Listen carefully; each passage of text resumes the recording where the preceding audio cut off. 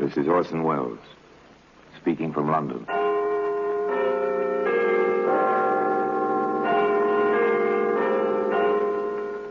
The Black Museum. Here in the grim stone structure on the Thames, which houses Scotland Yard, is a warehouse of homicide, where everyday objects, a magazine, a cigarette lighter, a student's lamp, a paperweight, all are touched by murder. Here's a letter. It's a familiar object, handwritten on a good bond paper. No imprint on the top, merely a date. A simple single initial for the signature. Do you notice the same thing about this letter that I do, sir? Rather a well-formed handwriting? More than that. This letter was written by an educated person. A very well-educated person. But for what a purpose? Now, today, that letter can be seen in the Black Museum.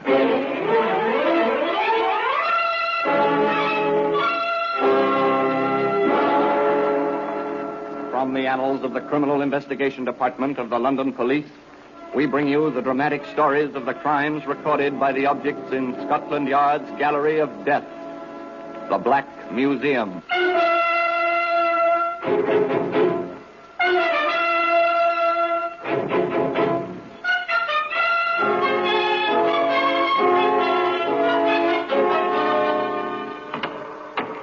And here we are, the Black Museum. Scotland Yard's Museum of Murder. Yes, interred in this place are countless memories, represented by the objects on these shelves in these cabinets. Memories of terror, horror in the night, of the ultimate cruelty between man and man, the killing of one human being by another.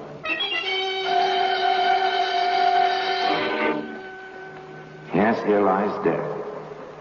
In serried, endless ranks, pitiful instruments, not only guns and knives and poisons and the cords of the garroters, but the simple things, spoons and cups and even, yes, here, for instance, is a baby's pacifier, complete with the ivory ring. Horrible, isn't it? Because dropped in a bedroom, it led to a woman who was a nurse. Dropped in a bedroom, took that woman up the 13 steps to a hangman's noose. Here's the letter.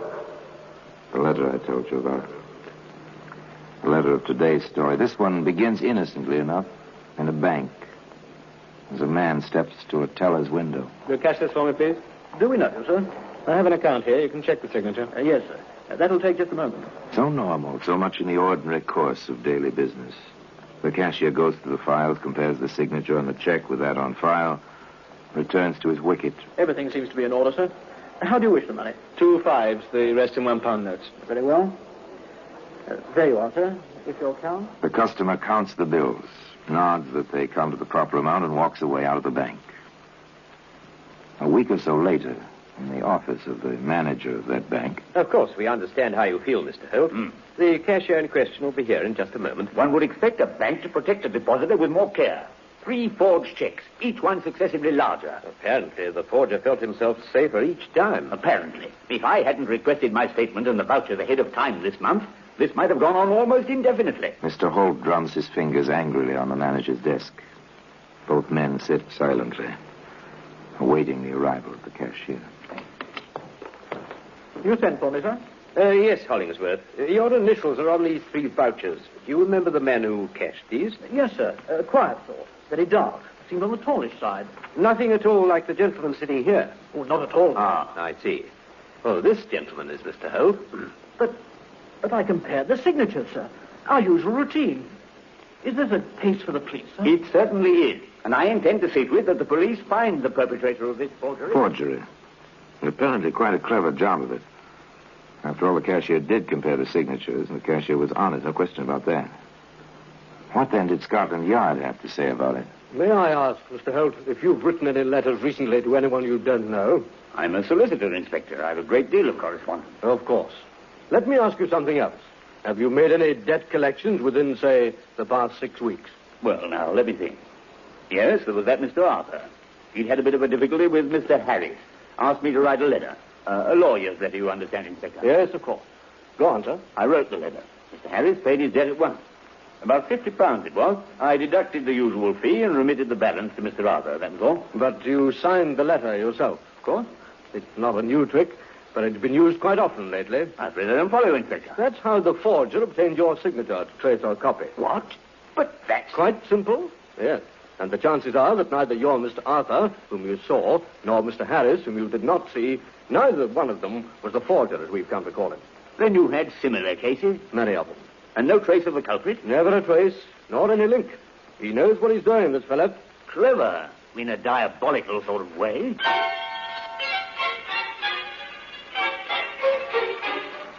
Clever in a diabolical sort of way. Well, you can fight this sort of cleverness with only two weapons. Patience and vigilance. Sergeant Berkey of the Yard was both patient and vigilant. Stationed in a bank as one of the searchers for the forger, the sergeant heard... Will you cash this, please? The name is Forsyth.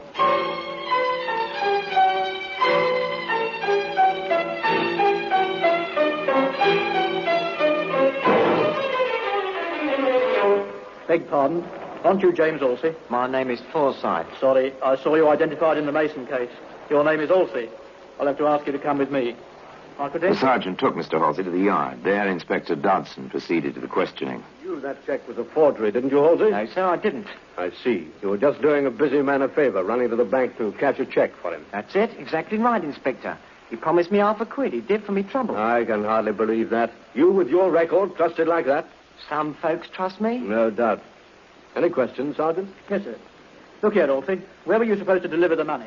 Carter and Company Limited, Queensbury Building, to Mr. Forsyth. Same name as was on that check. That's all I know. Except I'm out £50 and in trouble besides. No, you, Sergeant. There'll be no Forsyth at Carter and Company.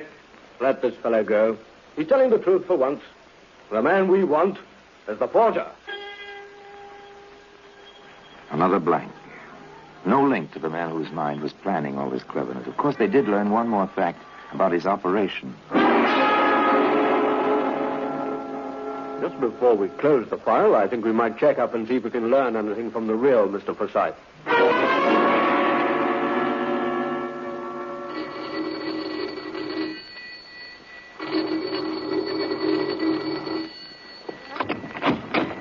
Yes? Oh, I'm a police officer. My credentials, ma'am. Oh, I expect you want to see my husband. Well, if you please, ma'am, we're making a few inquiries. Yes, come in. Thank you. We've had nothing but visits from the police ever since this Portia business. As if it wasn't bad enough already with the burglary last month and all that. What was that? A burglary, did you say, ma'am? That's right. Here's a policeman to see you, dear. Oh, good evening. What can I do to help you? Oh, I think your wife has already supplied the answer to the question I was going to ask you, Mr. Forsyth. I understand you had a burglary last month. That's right, but there was nothing much stolen, just a few trinkets, nothing valuable. Oh, anything else? Why, yes. Don't you remember, dear? They took your checkbook. Oh, yes. Rather silly things, too. No, sir. Not so silly as you'd think. Here are the particulars, sir. Thank you. Have you compared them with the information we have already on the forgery case? Yes, sir. The check that Halsey tried to cash came from the stolen book. Who was this forger? This mind which covered all trails to itself? Somewhere, somehow, the correct thread which would lead to the center of his web must be picked up somewhere.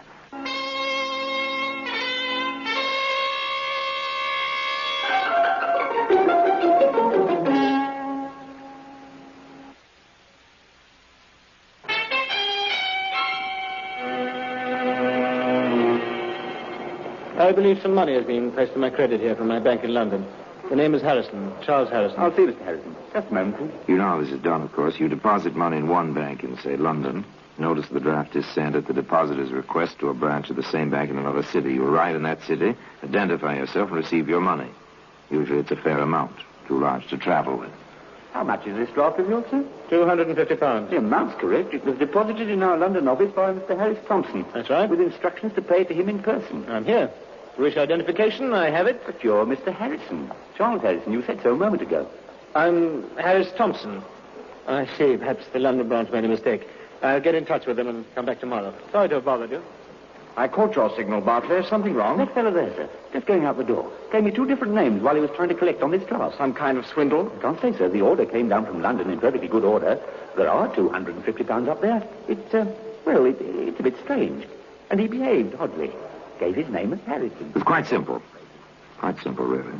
The money had been deposited in London. The man who was to draw it in Yarmouth would thereby acquire the appearance and reputation of wealth and honesty. When he returned with a new forged draft, it would be honored. It's a neat scheme. But the fellow mixed up the names. The Yarmouth bank reported to the Yard. Inspector Dodson came calling. We'll get out a pickup order. It might be well worth our while to talk with this Harrison Thompson, whatever his name is.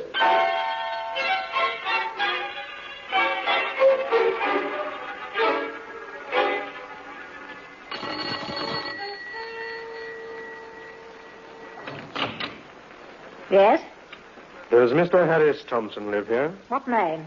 Harris Thompson. No, doesn't live here. Oh, that's a pity. I had something for him. Oh, what was that? Something important. Could you leave it? Well, no, I've got to give it to him in person. Confidential, you see. Oh. Well, wait a minute.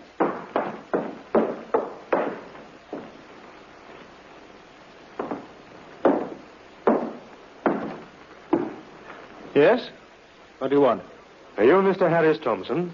Who are you? Never mind who I am, Mr. Harris Thompson. I have a warrant for your arrest. My name isn't Harris Thompson. That's something we know already, Mr. Rafe. All right, Rafe. You tripped yourself. You know that now. My name is Harris Thompson. Stop it, Rafe. Your fingerprints are in file in criminal records. We know your name. My name is Harris Thompson. It'll go a lot easier with you if you admit the truth. My name is Harris Thompson. And that's all you'll say? My name is... All right. We've heard it before. Lock him up, Sergeant. The charge will be attempted fraud and larceny. Come along, Rafe. With Rafe Harrison Thompson safely away in the Yarmouth jail, Inspector Dodson, in company with several Yarmouth policemen and the manager of the bank, visited the man's lodging. I must say, Inspector, when you search a place, you are quite thorough. Just routine, sir. Does this make any sense to you? Dear friend, there is no doubt your error at the bank, while understandable, was quite grave. However, I expect to rectify it shortly. The bank has requested that Mr. Thompson come there personally to sign a new bit of paper, giving Mr. Harrison permission to withdraw the money in Yarmouth. I will explain later exactly what I want you to do. In the meanwhile, do not come up to London. Caution has always been and always will be my watchword. Trust me, sincerely yours, J. Why, this fellow is describing our regular procedure where identification is in doubt. I see. Do you notice the same thing about this letter that I do, sir? Rather a well-formed handwriting. More than that. This letter was written by an educated person. A very well-educated person. But for what a purpose? Yes, the phrasing is simple, but the words he uses, it's a little difficult to understand, isn't it? Why someone with education would involve himself in something like this? Well, when we find Jay, we may have an answer to that. In the meantime, I think we may have our first direct link to the forger. Well, today, as I told you, that self-same letter can be seen in its place in the Black Museum.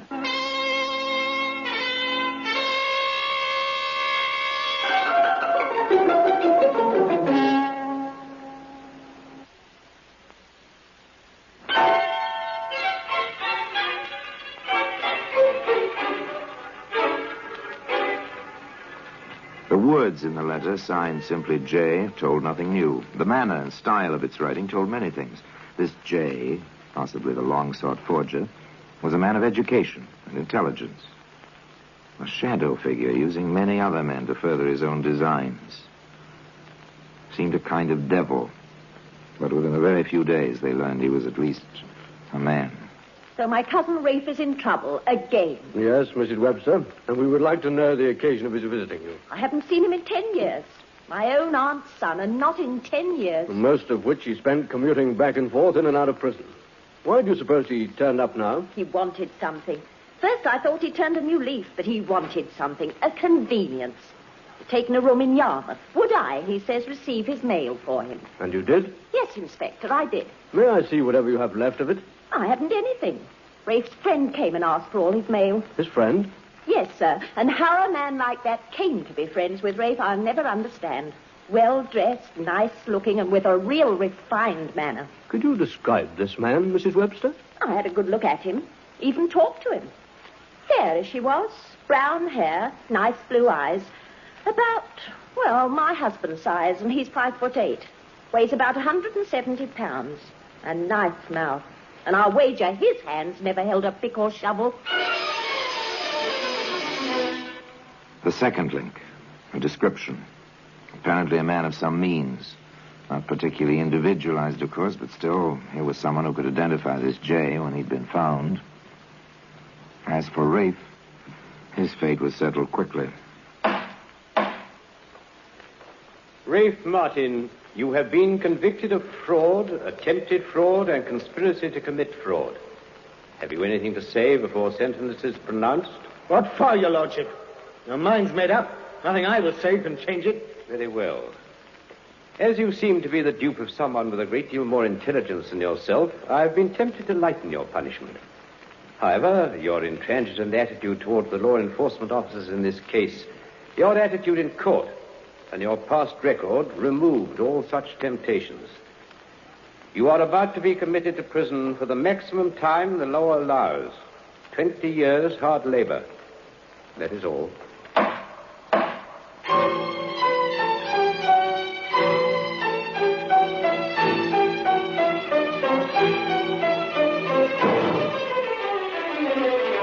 An underling, a dupe, went to prison. Shortly after his arrival there, Dartmoor, Rafe had a visitor in his cell. Surprised, Rafe? Only if you were to be my cellmate.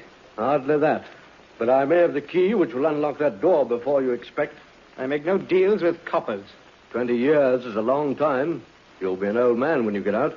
What of it? In fact, 20 years may be a life sentence for you. Nothing I can do about it? Isn't there? I think you know exactly what you can do about it. I don't talk. Your friend Jay didn't help you much in court, did he? Why should he? I don't think you owe him anything. Chances are he had the lion's share of all your little dealings, and now he's free to go right on while you're in here. Think about it, Rafe. If you change your mind, the water... Rafe thought about it. Honor among thieves. Up to a point, perhaps. But the cold, bleak winter at Dartmoor was beyond that point. At least for Rafe. All right, Inspector. But what's in it for me? I think your sentence will be considerably reduced. You were convicted on 3 counts, Rafe. The time for each might be made to run concurrently instead of consecutively, without too much difficulty. Is it a deal? Well, I can't promise. You know how such things are, Rafe. All right, I'll chance it. You never get him otherwise. He's too smart. He's a lawyer. What? That's right. Knows all the ins and outs, he does. Laughs all the time when another fellow's being fooled. He's laughing at me right now. You've seen him, then? I've seen him. What's his name? Or don't you know? Oh, I know all right. But he doesn't know I found it out. Followed him home one night. Had his name on his doorbell. I can be bright at times myself.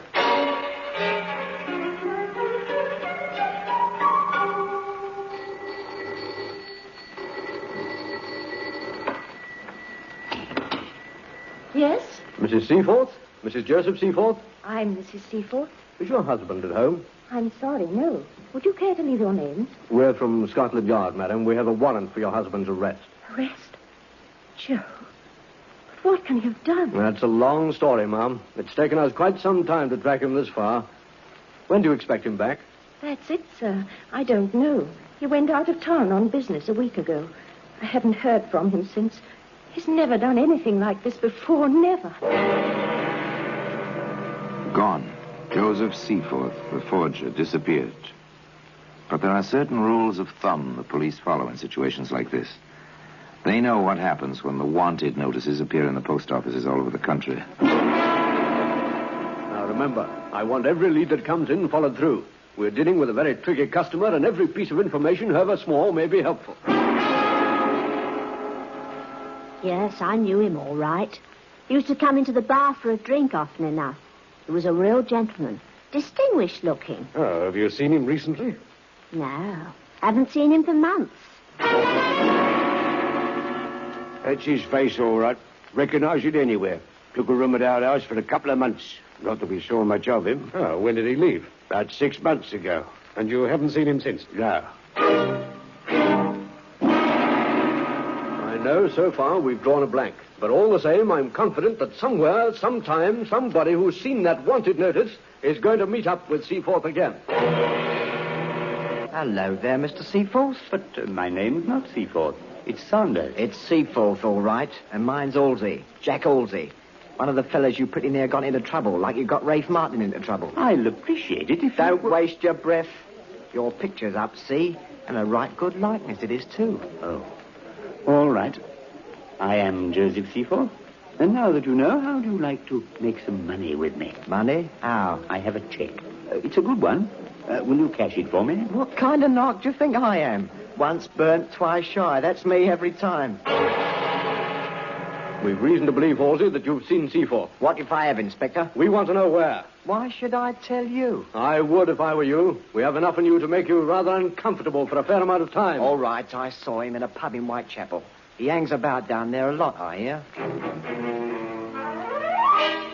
Pass the word, Sergeant. We know Seaforth's in Whitechapel somewhere. Circulate his description to all stations. And, Sergeant. Yes, sir? Put the pigeons onto it, Sergeant. They'll know a lot more about him a lot faster than we will.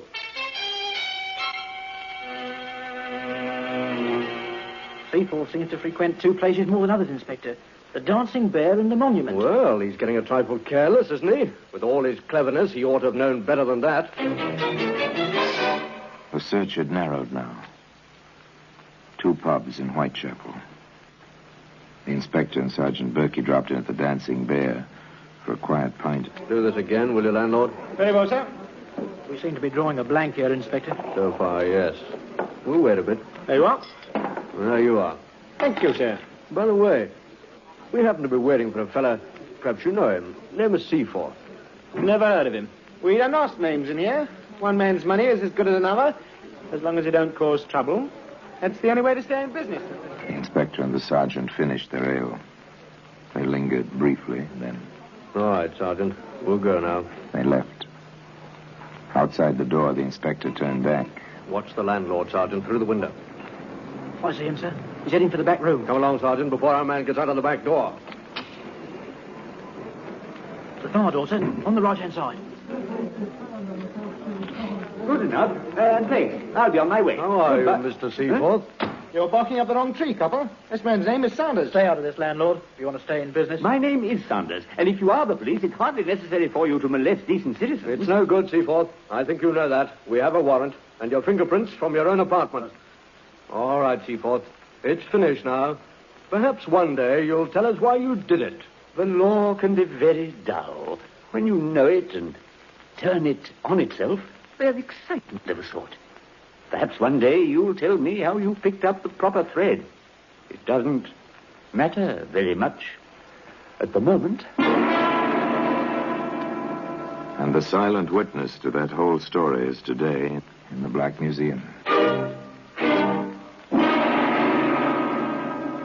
Orson Welles will be back with you in just a moment. The trial of Joseph Seaforth was swift. One somewhat strange incident did occur, strange in the light of the man's background, previous experience. Throughout the trial, he made no effort to defend himself. He seemed quite ready to accept whatever punishment was determined for him. And then, as the judge was about to pronounce sentence, Seaforth requested the record of his case. He wished, he said, to enter objections to what he felt was inadmissible evidence. The judge denied the request on the grounds that the objection should have been made before the verdict was announced. So Joseph Seaforth went to prison for 20 years. And it was never determined why the lawyer in him awoke, only when it was too late. And now until next time, till we meet in the same place and I tell you another story about the Black Museum, I remain as always, obediently yours.